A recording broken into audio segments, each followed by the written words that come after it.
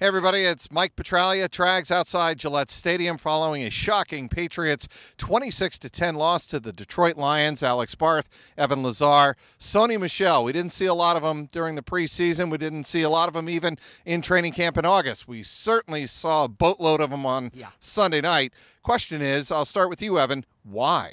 I think that we're kind of making up for lost time a little bit here with SONY, right? We didn't have them in the preseason, so what do? They're feeding them the rock in the regular season. September, but Bill Belichick's new preseason is September, and I think that what they're doing right now is they're trying to get SONY acclimated, trying to get him comfortable in this offense, so that later on in the season they can really see, get him going and get him, down the field. Hopefully, if there's some explosive plays.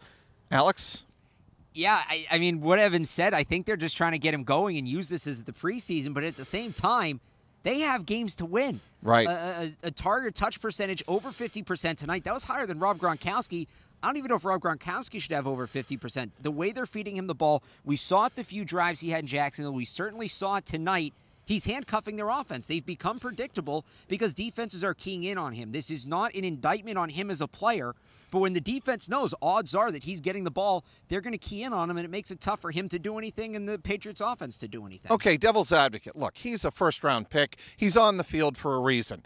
Obviously, the Patriots want to know what they have in this first-round pick. Is he going to be the back of the future, and how can he be productive? And in that third quarter, he broke off a couple of runs on their lone touchdown drive where he looked like the kind of explosive guy you would want to get between the tackles or to the edge and then break off, a 19-yard run like he had. Right. That's probably what they're thinking is, look, we've got to get him touches. Otherwise, he's never going to build up the momentum and the familiarity with the offensive line. But at what point is that worth games, right? They have James White, who, SONY Michel's a first-round pick, but the NFL's a what have you done for me lately league. SONY Michel has not done anything at this level. We know plenty of first-round running backs who you give them all the touches they want. They didn't make it in the NFL. James White has proven he can be a difference maker at this level. The touchdown he caught tonight ran a great route, a great ball from Brady. He hauls it in. Where's James White been? He was outside of Gronkowski, a fair point. Maybe their most fair electric question. Playmaker last year, and they're willing to put him to the bench for a guy that's never seen an NFL field before? Well, actually, I think it's Rex Burkhead that's getting put to the bench. James White is still being, been a factor in the passing game. I think the issue is that James White has never been a running back. He's been a receiver his entire career.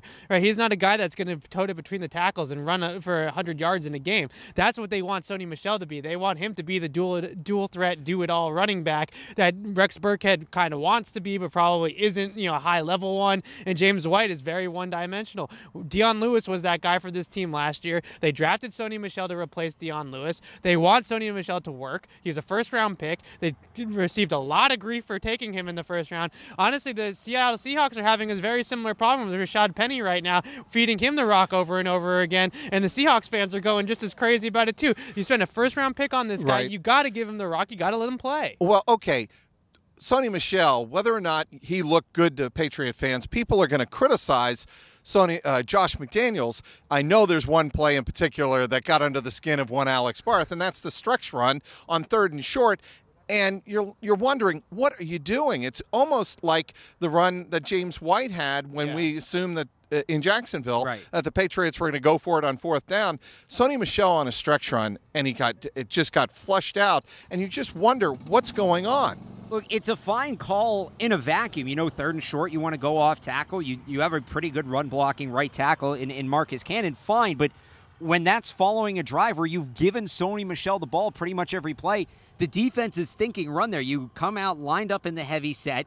There was no the Lions had no option but to defend the run. The Patriots gave them no other look. At least if that's your play call, be more creative about it. Either set it up better or don't be so blunt about it when you come out in that formation. Maybe go with 3 wide receivers and then go off tackle or something like that. Come out in the shotgun. But the Patriots are just telegraphing plays. And the last 2 weeks, it's been kind of the same thing. Not Josh McDaniels' best work. Okay, and obviously what the Patriots were trying to do with SONY Michel tonight, let's be clear as we wrap it up, is that they were trying to take advantage of one of the worst run defenses in the National Football League over the first Game 2 weeks of plan the season. Offense, right? Yeah. They came into this game thinking they were going to run the ball. I came into this thing thinking they were going to run the ball, and they just couldn't run the ball. And honestly, we can look at SONY MICHEL all you want, but I'm looking at those 5 offensive linemen and Dante Scarnecchia, who's a Hall of Fame coach. Those guys are not getting it done right now. They're not moving enough guys off the ball. They're not creating enough holes. SONY is a runway running back, and when I say that, is what I mean is you got to get him some room to burst, right? He's not Dion Lewis.